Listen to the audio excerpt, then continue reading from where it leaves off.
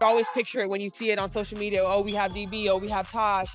But now to be in the same place, in the same building, on the same team, it's a great feeling. The new look and Caitlin Clark, the Indiana Fever, have formally returned to competition.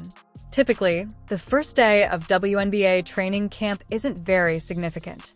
However, everything changes with Caitlin Clark, an improved roster consisting of champions, and the entire basketball world following your every move. There are enormous expectations placed on Caitlin and her squad, and the pressure is really strong. There is constant media interest. Furthermore, they're looking fairly excellent even though the season hasn't even begun. The energy has already changed, and analysts are impressed by what they have observed. I think the only team really, or the only way you can stop the Fever is if you can guard all 5 players. And I don't know if that team exists. Stay tuned as I go over the highlights and the reasons why certain players and analysts are already praising Caitlin so highly for the season. It seems as though they are rushing to stay ahead of the curve and make history. You'll understand what I mean. But first, if you're glad to see Caitlin back on the court, please like this video. There has never been more excitement about a WNBA team, or perhaps any basketball club. The new look Fever that has been put together in recent months is very different from the one from the previous year. Only 5 of the 15 players from the previous season returned. Therefore, the team hired a new coach. They brought in players with a track record of winning, demonstrated leadership, tenacity on defense, and yes, plenty of offensive ability. Caitlin Clark now has an A-list supporting cast, something she has never had before. She is currently in charge of a squad that many sportsbooks and analysts believe has a good chance of winning everything. And based on what we've observed so far this offseason, Caitlin and the Fever will be the center of attention every night. The Fever have been winning a lot lately, and they all seem to indicate that the Caitlin Clark effect from the previous season was only a warm-up. We're going to encounter something very different. Well, it took just 1 hour for Caitlin Clark's return to Carver Hawkeye Arena to be sold out. Since when are tickets for the WNBA preseason more difficult to obtain than those for Taylor Swift? The preseason sellout for the Fever is unusual. When Caitlin and the Fever faced a Brazilian national team featuring players that the average fan wouldn't recognize, 15,000 tickets were sold out right away. Following her rejection of Unrivaled, fans are obviously withdrawing from Caitlin. She doesn't perform for 850 people. She performs for more than 15,000 people, in relation to which. And for the first time in history, WNBA games will be played in the United Center. 6 teams moved their regular season home games against the Fever into NBA-sized facilities as a result of team owners throughout the league joining the Caitlin Clark money train. Only for the games when Caitlin Clark and the Fever visit town, not for the rest of their schedule or their other games. Try to recall an instance where clubs from a different league took a similar action. It never took place. The broadcast schedule was then released. The Fever, they lead the league with 41 games. More than anyone else, the Fever will have 41 of their 44 games online or televised nationally. Caitlin Clark is the subject of significant wagers from the league and the networks. Can you really blame them? In addition, fans are eager to watch Caitlin flex on the court rather than simply in interviews over the offseason because of her creatine. Let's go on to the highlights of the first day. Everyone had their first taste of Caitlin and the new style craze, and they appear to be in mid-season form already. Defense was one of the Fever's main problems last season. Too many glances in the open, they simply lacked the size and toughness to shut down teams, which is why adding Natasha Howard is such a huge improvement. They had too many second chance points and too many games that ended late. She is a superb defender and a past Defensive Player of the Year, and her influence was evident during training camp. She is always working and blocking shots. The Fever really needed Natasha's defensive vigor last season, and it's not just the defense that appears more effective. Examine the offense number 8. The Fever's strength last season was their offensive. But now that Caitlin Clark is surrounded by so many new weapons, the situation is completely different. Caitlin will only get better because of this. She has more choices. There will be more shooters and players who can finish near the hoop, which will give defenses nightmares. Caitlin will find the open player if you double her, so you can no longer just trap her and hope for the best. She is going to bury you with a 3 if you sag off. If you are caught viewing the game. Additionally, we witnessed her exceptional court vision on the first day of the season, as well as our first game-winning 3. Given the circumstances, some individuals may believe that it is a bit early to make assumptions, yet these sessions are crucial. This is essentially a brand new squad because only 5 players from the previous campaign are returning.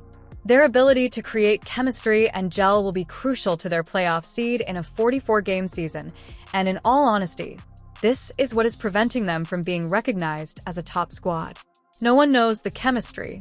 The Fever had a rough 1-8 start the previous season, but if they can find chemistry early, they could be among the best teams in the WNBA down the stretch. That's why I believe you see Fanadid and other rankings placing them around the top 3 or 4 teams in the league, but some outlets are still placing them around the top 6, which is middle of the pack. According to several experts, the Fever might be the league's top squad. Year. And also with a new coach and Coach Stephanie White, a lot of the games that the Indiana Fever team lost last year were close games that they weren't able to pull out at the end. A lot of that comes down to coaching. Now you have a veteran coach in Coach Stephanie White. You have seen her be so involved with her players. Also, none of these players played overseas this season. Some of them played in Unrivaled, some of them played in AU. They were all here, and a lot of them were in Indiana training all summer. There are just so many things from what we know about this team. And again, I know that I have not seen this team on the court together. We don't know how the chemistry is going to shake out, but seeing what they had last year and now seeing what they have this year, I have them shaking out at the end of the season being that number 2 seed in the WNBA. And if they can get it together quick enough, they might inch their way into that number 1 seed. Now that they have a true coach in Stephanie White, the primary factor that should allow the Fever to gel fast is leadership. The fact that she is already the overwhelming favorite to win Coach of the Year, according to the odds makers, says it everything about how much of an upgrade she is, and it goes beyond coaching. In addition to guys who have been around players who know how to win championships and know what it takes to keep a locker room together under pressure, the Fever brought in a ton of senior leadership on the court. Dana Bonner is one of those players, and she was candid about her role on this team and the leadership she intends to provide. The most impressive thing, I think, is them wanting to be better. You know, they want to be a great team. They want to be a great organization. They want the leadership. So just all eyes looking at me like, okay, BB, what do you want to do next? And, you know, everybody just been receptive of me being a leader, and just trying to give all the knowledge I can, but also save my breath because they fast. They run a lot. Every Fever supporter should be thrilled about what Dana mentioned at the end. This squad is quick, they have a ton of offensive weapons now, including Dana herself, and it will give opponents fits. No more hoping the Fever won't make you pay by double Caitlin at half court. Caitlin Clark now has access to the entire arsenal. She has assailants. Her playmaking will only become more risky, since she has post players who can finish. Caitlin won't have to push herself to be the best like she did the previous season, which frequently resulted in turnovers.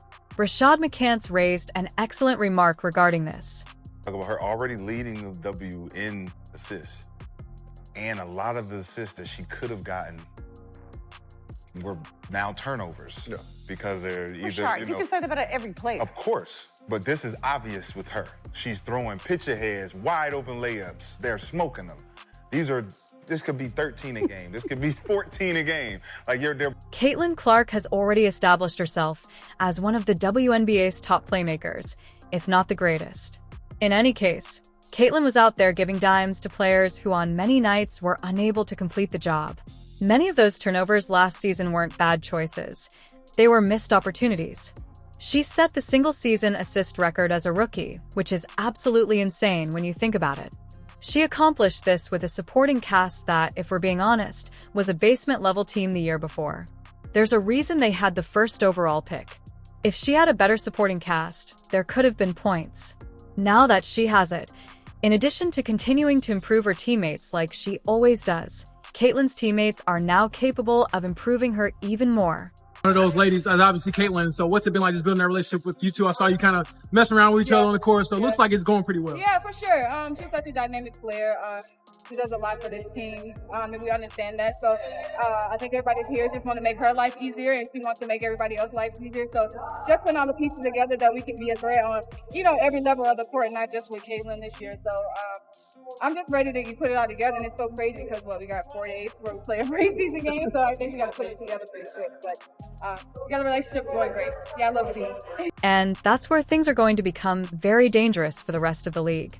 Having a full team not only increases the Fever's chances of winning a title, but it also might mean Caitlin Clark has a breakthrough season. With genuine firepower surrounding her, improved coaching, and an entire offseason of rest and strength training, Caitlin is poised to further up her game. Last year, she was already setting records with a squad that was still rebuilding. This year, she has the potential to not only be exceptional but also unstoppable. And we're discussing MVP consideration if that occurs. Caitlin Clark is surrounded by not just a couple great players, the entire squad is finally full. So my prediction going into this season is that teams are not going to be able to face guard, to double team, to pick up full court like they were last year because there are so many other threats on the court with this Indiana Fever team. And I think with having a coach like Stephanie White, she's going to have a better system, a better scheme to break some of these defenses that they didn't have last year. So I think all of this put together is just a perfect storm, a perfect recipe for Caitlin Clark. Like Keith Porter told us in the interview that I did with him a couple months ago, he absolutely thinks that this could be her MVP season in just her second year in the WNBA. That is why she is my choice for the 2025 WNBA MVP. Caitlin Clark is a clear favorite to win MVP already. She is either first or second in the odds, depending on the sportsbook, and you get the impression that players in the league are aware of what is going to happen. It looks like this will be Caitlin's big season. Have you noticed that Caitlin has been receiving a lot of acclaim lately from unexpected places as well as the typical sources? We have already discussed how players have displayed jealously over the Caitlin Clark effect. The reason why we watching women's basketball is not just because of one person, it's because of me too, and I want y'all to realize that. And it's clear why. Examine the national television shows. Take a look at the ratings that broke records. Just because Caitlin is visiting the area, teams are actually shifting their games to larger arenas. It is obvious that she is the one drawing crowds, but this offseason, with all the excitement surrounding Caitlin and the accolades from icons like Lisa Leslie, something changed. Cynthia Terrace and Cheryl Miller people seem to be recognizing they want to be on the right side of history. Or perhaps they're finally at ease giving her credit because the originals have publicly supported her. It feels like the league is beginning to understand. Please share your thoughts in the comment section. In any case, take a look at the compliments Caitlin received recently from Minnesota Lynx guard Courtney Williams. Like a problem, bro. Yeah, see that. I just think about my rookie year and I think about how I came into the league and I'm like, bro, it was such a crazy transition for me to just understand what it's like to play at the pro level. And it's like this girl coming in as a rookie and going she broke the record for assists. I don't think people really understand how crazy that is to do as a rookie your first year doing this. Additionally, it's not just Courtney. Caitlin is getting a lot of props from Seattle Storm guard Lexi Brown. People were so caught up in the logo threes and the highs, the 20 3-point attempts per game, which absolutely I understand that. It was so much fun to watch. But I always said she could potentially be one of the best point guards to ever play in the WNBA. Listen, there will always be negative portrayals in the media. I understand that jealous players will always exist to some extent. It is difficult to avoid feeling that way when someone like Caitlin Clark is revolutionizing the game and you aren't. But despite everything, I do anticipate that the WNBA will be a more welcoming place for Caitlin this season. Off the court, there will be new CBA talks soon. And let's face it, Caitlin is the main reason why the players will soon receive a significant pay increase. She has attracted admirers. The TV ratings have been driven by her. Her sales of merchandise have skyrocketed. The pie is going to get much bigger for everyone because of the attention she brought. So maybe it's time for some people to stop complaining about her admirers as if they were a problem. Because the players are going to receive their largest payout ever because of Caitlin's supporters. Facts are what they are. This kind of stuff simply won't work.